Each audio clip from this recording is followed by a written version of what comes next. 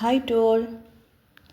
കഴിഞ്ഞ ദിവസം നമ്മൾ പഠിച്ചത് റണ്ണിങ് സ്റ്റിച്ചും സീക്വൻസും വെച്ചിട്ടുള്ളൊരു വർക്കായിരുന്നു. ഇന്ന് നമ്മൾ പഠിക്കാൻ പോകുന്നത് റണ്ണിങ് സ്റ്റിച്ചും സീക്വൻസും അതിൻ്റെ കൂടെ ബീഡ്സും കൂടെ ചേരുമ്പോൾ എങ്ങനെയാണ് വർക്ക് ചെയ്യുന്നതെന്ന് നോക്കാം. ഇത് ഞാൻ ചെറുതായിട്ട് ഒരു പിക്ചർ എടുത്ത് ചെയ്ത വർക്കാണ്. ഇത് എങ്ങനെയാണ് ചെയ്യുന്നതെന്നും ഇത് ചെയ്യുമ്പോൾ ഉണ്ടാകുന്ന മിസ്റ്റേക്കുകൾ എന്തൊക്കെയാണെന്നും നമുക്ക് വീഡിയോയിലൂടെ നോക്കാം. ഇതിൻ്റെ ഫൈനൽ ഔട്ട്ലുക്ക് ഒന്ന് കണ്ടു നോക്കിയാലോ. ഇതാണ് ഇതിൻ്റെ ഫൈനൽ ഔട്ട്ലുക്ക്. നമുക്ക് ക്ലാസ് തുടങ്ങാം. എങ്ങനെയാണ് ചെയ്യുന്നതെന്ന് നോക്കാം. ആദ്യം സൂചി കുത്തിയെടുത്തു. തുല്യ അളവിൽ ഇതുപോലെ നൂലുകൾക്കിടയിൽ തുല്യ അളവിട്ട് നൂല് പൊക്കിയെടുക്കുക. അതിനുശേഷം ഒരു നൂലിൻ്റെ അളവിൽ, അതായത്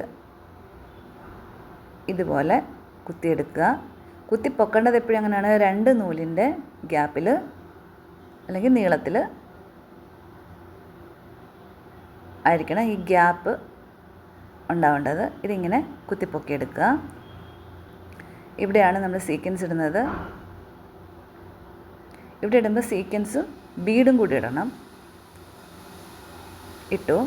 എന്നിട്ട് ബീഡിനെ ചെറുതായിട്ടൊന്ന് മാറ്റിയിട്ട് സീക്വൻസിനകത്തെ ഹോൾ ഉണ്ടോ അതിലൂടെ സൂചി കുത്തി ഇറക്കുക.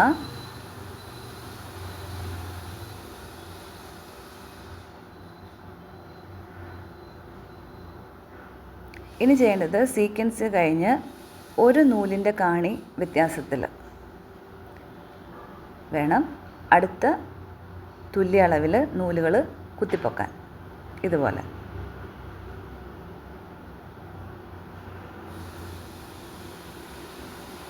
അത് കഴിഞ്ഞ് എന്ത് ചെയ്യണം, ഒരു നൂലളവിൽ കുത്തുക, 2 നൂലളവിൽ കുത്തിപ്പൊക്കുക. ഒരു നൂലളവിൽ കുത്തി 2 നൂല് ഗ്യാപ്പ് വരുന്ന രീതിയിൽ കുത്തിപ്പൊക്കി ഈ നീളമാണ് മുകളിൽ കൊടുത്തേക്കുന്നത്. ഇനി നമ്മൾ സീക്വൻസ് ബീഡ് ഇട്ടു.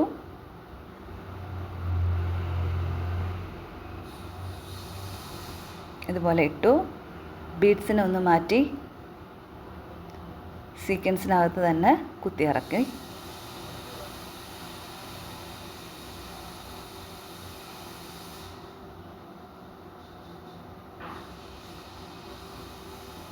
വീണ്ടും സീക്വൻസ് കഴിഞ്ഞ് ഒരു കാണി അകലത്തിൽ വേണം അടുത്തത് കുത്തി പൊക്കാൻ.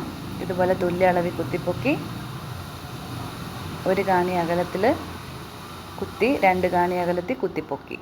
കണ്ടല്ലോ. എന്നിട്ട് സീക്വൻസും ബീഡും ഇട്ട്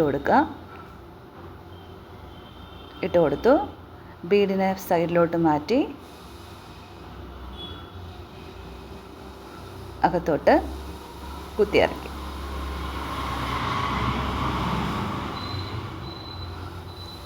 ഇത് കണ്ടല്ലോ. ഇതാണ് ഇത് ചെയ്യുന്ന പെർഫെക്റ്റ് ആയിട്ടുള്ള രീതി. ഇതിൽ സീക്വൻസ് എല്ലാം കറക്റ്റായിട്ട് തുണിയോട് നേരെ വന്നിട്ടുണ്ട്. ഇനി അടുത്തത് നമ്മൾ നോക്കുന്നത് ഇത് ചെയ്യുമ്പോൾ ഉണ്ടാകുന്ന മിസ്റ്റേക്കുകൾ എന്തൊക്കെയാണെന്ന് നോക്കാം. പലരും ഇത് ചെയ്തു വരുമ്പോൾ ഉണ്ടാകുന്ന മിസ്റ്റേക്കുകളാണ് നമ്മൾ കാണിക്കുന്നത്. ഒന്നാമത്തെ കാര്യം എന്ന് പറയുന്നത് കാണികൾക്കിടയിലുള്ള അകല വ്യത്യാസം. 2, എവിടെയാണോ നൂല് കുത്തിപ്പൊക്കുന്നത് അവിടെ കൊണ്ട് സീക്വൻസും ബീഡും ഇടും. പിന്നീട് സീക്വൻസിനകത്ത് കുത്തുന്നതിന് പകരം പലരും സീക്വൻസിന് വെളിയിൽ കുത്താറുണ്ട്. അങ്ങനെ വരുമ്പോൾ എന്താ സംഭവിക്കുന്നത് വെച്ചാൽ സീക്വൻസ് മുകളിലോട്ട് പൊങ്ങി നിൽക്കും. വർക്ക് ചെയ്യുമ്പോൾ സീക്വൻസ് കാണില്ല. പിന്നെ അതിനോട് ചേർത്ത് ഗ്യാപ്പ് ഇടാതെ നൂലുകൾക്കിടയിൽ വ്യത്യാസമില്ലാതെ ഇതുപോലെ. ഒന്നാമത്തെ കാര്യം എന്താണ്, സീക്വൻസ് മറിഞ്ഞു കിടക്കും. 2, നൂലുകൾക്കിടയിലെ ഗ്യാപ്പ് കറക്റ്റ് ആവില്ല. ഈ രീതിയിൽ നമ്മൾ ചെയ്യാൻ പാടില്ല. നമ്മൾ ചെയ്യേണ്ടത് ഈ രീതിയിലാണ്.